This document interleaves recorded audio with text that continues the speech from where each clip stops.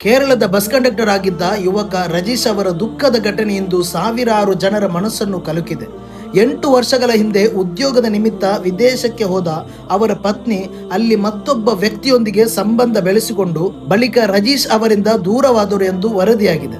ಈ ದಂಪತಿಗೆ ಒಂದು ಮುದ್ದಾದ ಹೆಣ್ಣು ಮಗು ಇತ್ತು.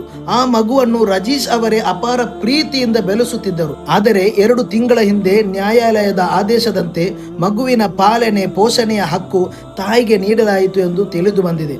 ಆ ನಂತರ ನನಗೆ ಈಗ ಯಾರೂ ಇಲ್ಲ ಎಂಬ ತೀವ್ರ ನೋವು ಮತ್ತು ಏಕಾಂತದ ಭಾವನೆ ಅವರನ್ನು ಕಾಡಿತ್ತು ಎನ್ನಲಾಗುತ್ತಿದೆ. ಕೊನೆಗೆ ಅವರು ಆತ್ಮಹತ್ಯೆ ಮಾಡಿಕೊಂಡಿದ್ದಾರೆ ಎಂಬ ಸುದ್ದಿ ಎಲ್ಲರನ್ನೂ ಬೆಚ್ಚಿ ಬೀಳಿಸಿದೆ. ನಿನ್ನೆವರೆಗೆ ನಗುತ್ತಾ ಬದುಕುತ್ತಿದ್ದ ಆ ಒಬ್ಬ ವ್ಯಕ್ತಿ ಇಂದು ನಮ್ಮ ನಡುವೆ ಇಲ್ಲ. ಇದು ಕೇವಲ ಒಂದು ಕುಟುಂಬದ ದುಃಖವಲ್ಲ, ಮಾನಸಿಕ ನೋವು, ಏಕಾಂತ ಮತ್ತು ಸಂಬಂಧಗಳ ಒತ್ತಡ ಎಷ್ಟು ಭೀಕರ ಪರಿಣಾಮ ಉಂಟು ಮಾಡಬಹುದು ಎಂಬುದಕ್ಕೆ ಇದು ಒಂದು ಎಚ್ಚರಿಕೆಯಾಗಿದೆ. ರಜೀಶ್ ಅವರ ಆತ್ಮಕ್ಕೆ ದೇವರು ಶಾಂತಿ ನೀಡಲಿ. ಅದೇ ರೀತಿ ಆ ಕುಟುಂಬಸ್ಥರಿಗೆ ಈ ದುಃಖವನ್ನು ತಡೆಯುವ ಶಕ್ತಿಯನ್ನು ಕರುಣಿಸಲಿ.